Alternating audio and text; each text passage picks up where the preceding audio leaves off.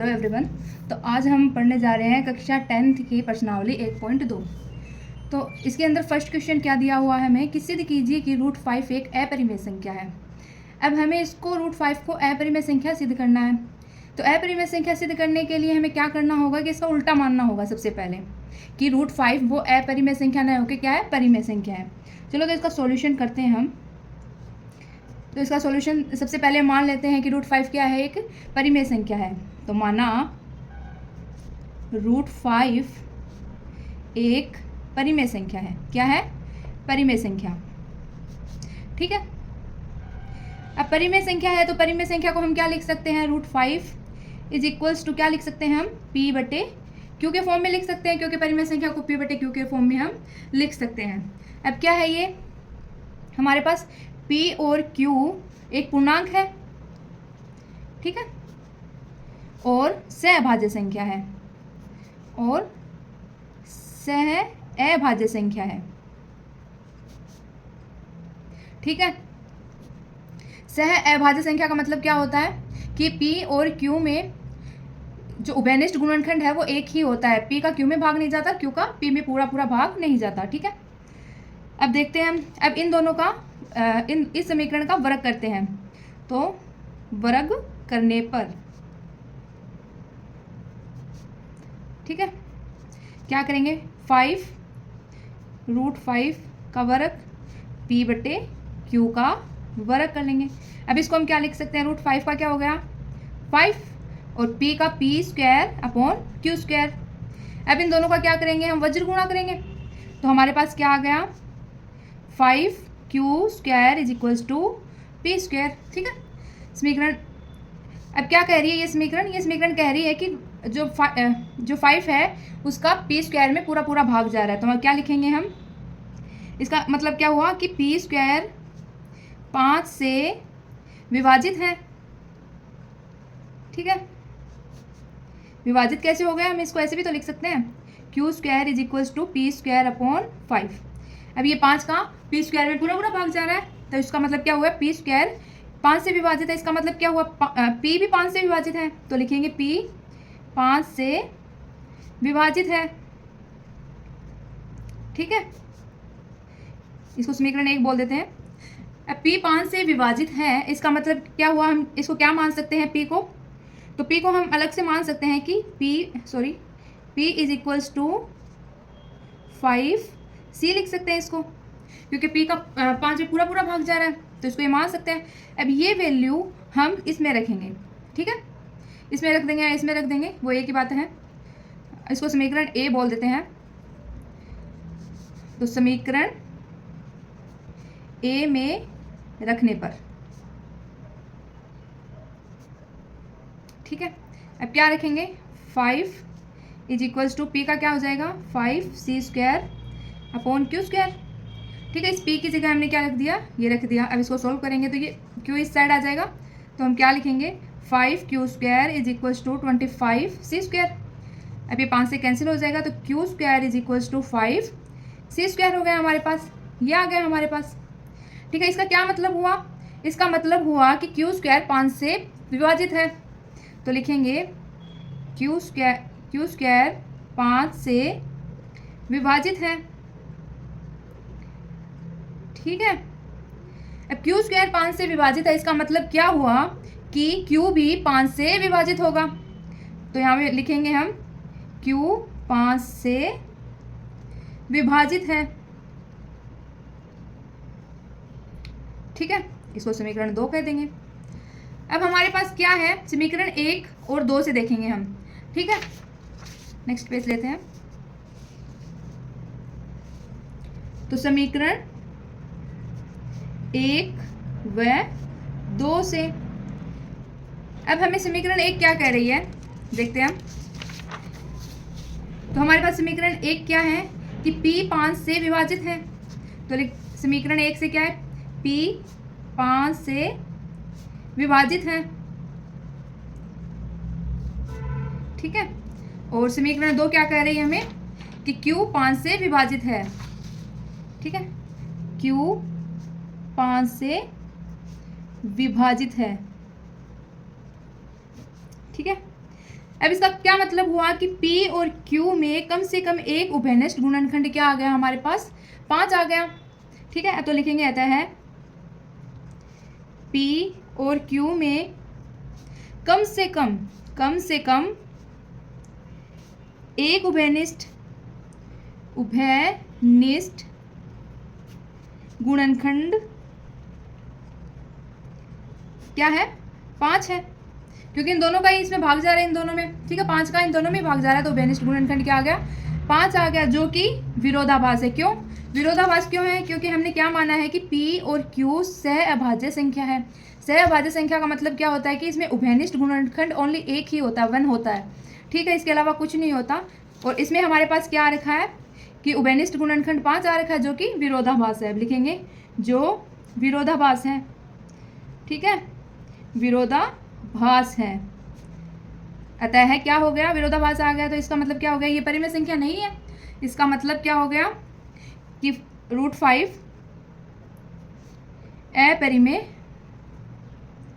अपरिमेय संख्या है। ठीक है, आया समझ में ये क्वेश्चन। चलो अब नेक्स्ट क्वेश्चन देखते हैं हम।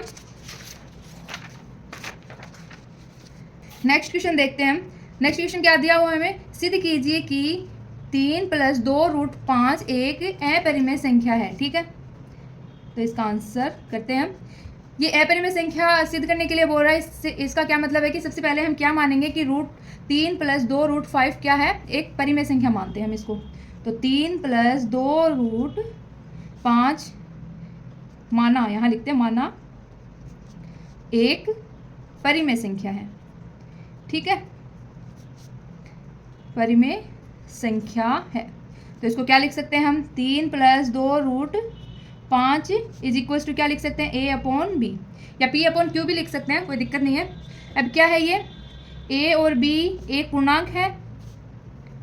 ठीक है, और क्या है, सह अभाज्य संख्या है, सह अभाज्य संख्या है। ठीक है, दोनों का आपस में भाग नहीं जा रहा, इनका उभयनिष्ठ गुणनखंड 1 आएगा, इसलिए इसको सह अभाज्य संख्या कहा गया है। ठीक है, अब क्या करते हैं हम, इसको A और B को इस साइड ले आते हैं, और जो रूट में संख्या है उसको उस साइड ले जाते हैं। ठीक है, अब क्या लिखेंगे, 3 माइनस, क्योंकि इस साइड प्लस में, उधर आएगा तो क्या आ जाएगा माइनस में, अपॉन B = ये इस साइड क्या है, प्लस में है, तो उस साइड जाके क्या हो जाएगा माइनस में, तो -2√5। ठीक है, ये आया समझ में। अब क्या है कि A और B क्या है, एक पूर्णांक है। ठीक है, और 3 भी एक पूर्णांक है, तो पूर्णांक में से पूर्णांक घटाएंगे तो हमारे पास क्या आएगा, एक पूर्णांक संख्या आएगी। तो हम क्या लिख सकते हैं कि 3 - A/B एक पूर्णांक है।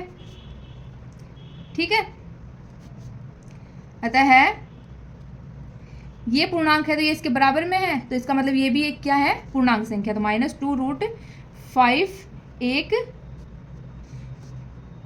पूर्णांक है। और क्या होगा, पूर्णांक संख्या सभी क्या होती है, परिमेय संख्या होती है, अतः -2√5 भी एक क्या होगी, परिमेय संख्या होगी। तो अतः -2√5 एक परिमेय संख्या है।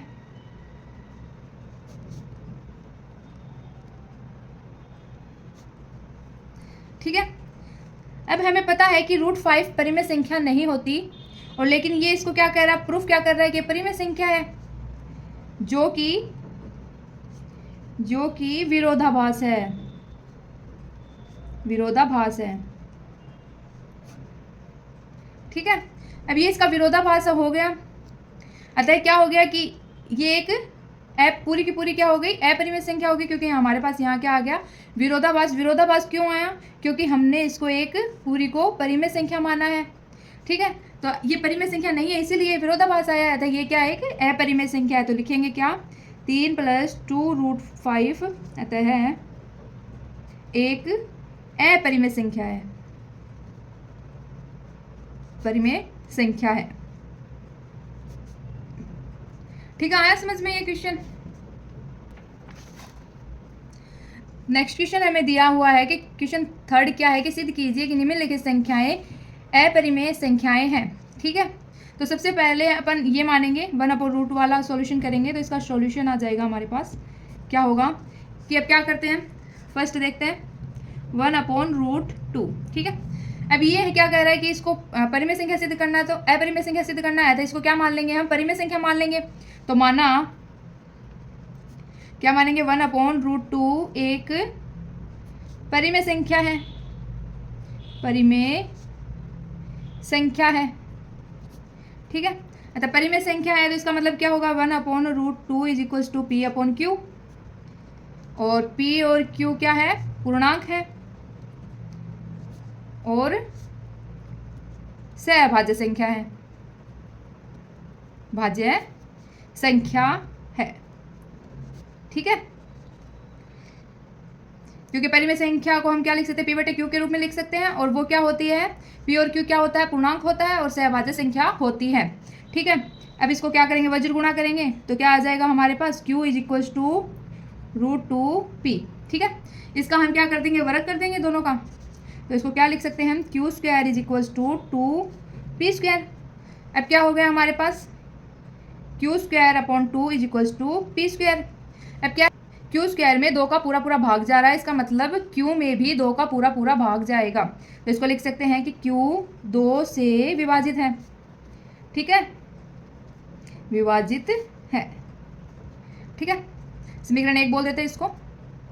अब ये 2 से विभाजित है, क्या लिख सकते हैं हम, Q को माना Q is equals to 2C लिख सकते हैं, क्योंकि Q 2 से पूर्ण विभाजित है, पूरा का पूरा विभाजित है, अतः इसको हम मान सकते हैं। अब ये मान हम समीकरण 1 में रखते हैं, समीकरण 1 में रखने पर अब क्या आएगा हमारे पास कि Q का मान, Q यहाँ रखते हैं हम, तो Q² है तो यहाँ क्या आ जाएगा, 2C²/2 is equals to P²।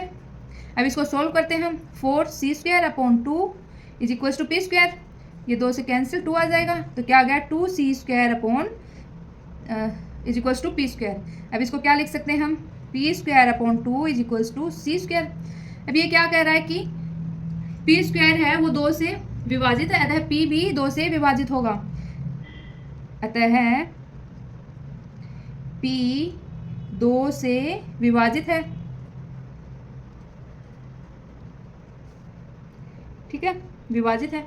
अब इसका क्या मतलब हुआ, यहाँ Q भी 2 से विभाजित हो रहा है और यहाँ P भी 2 से विभाजित हो रहा है, तो इसका उभयनिष्ठ गुणनखंड क्या आ गया हमारे पास, 2 आ गया, क्योंकि दोनों 2 से विभाजित हो रहे हैं, अतः P Q का उभयनिष्ठ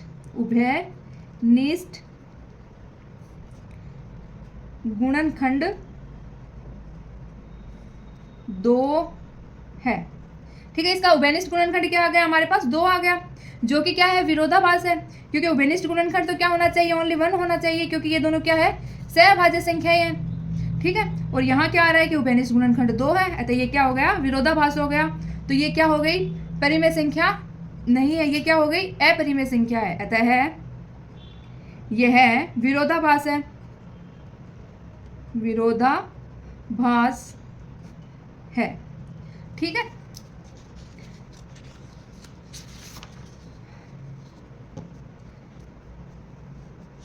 तो ये विरोधाभास हो गया, तो इसका मतलब क्या हो गया हमारे पास,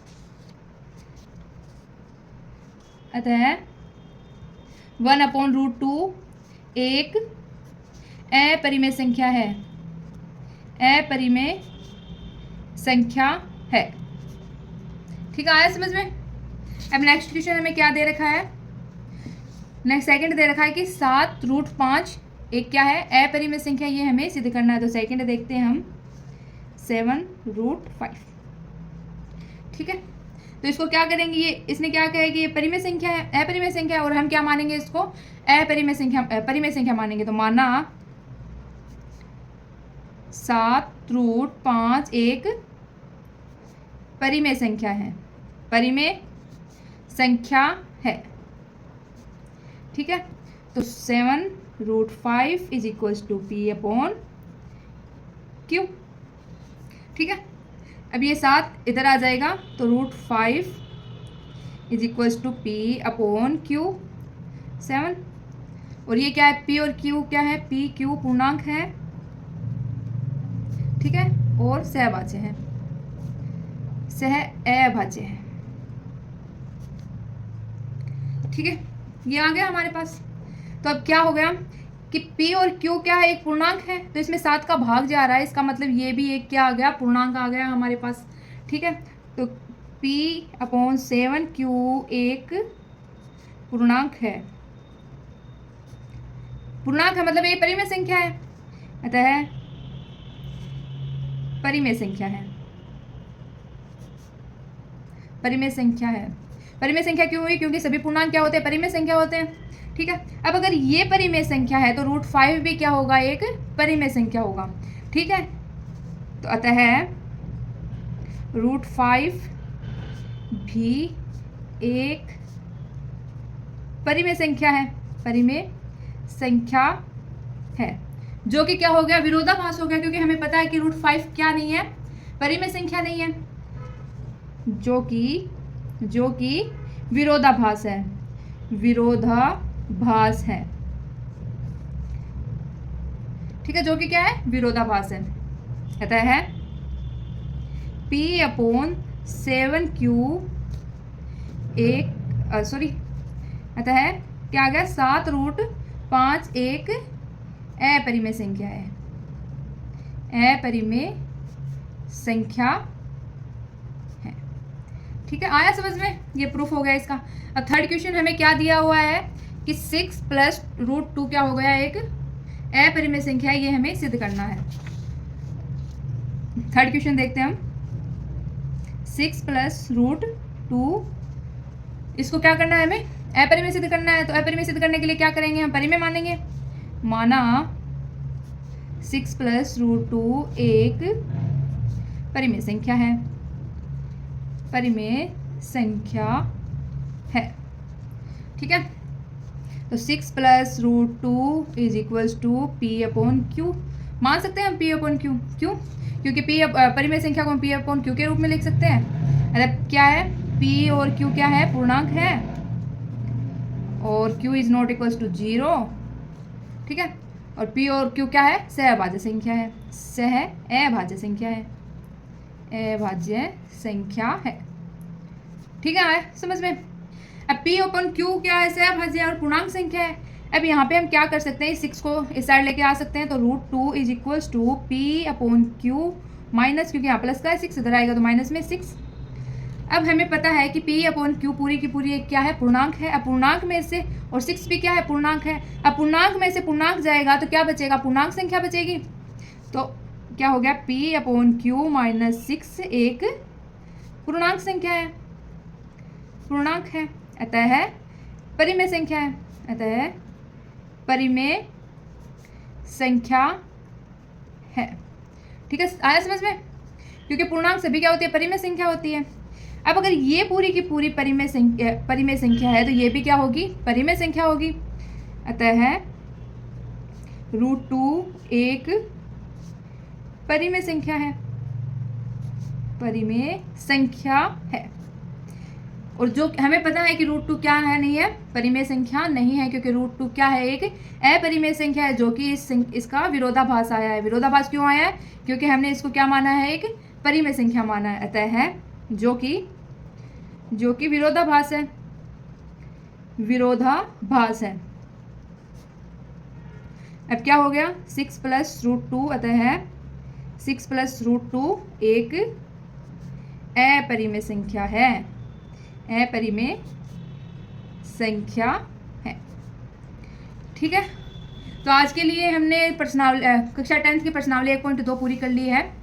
ठीक है, और नेक्स्ट क्लास में हम नेक्स्ट प्रश्नावली देखेंगे। तो आज के लिए इतना ही।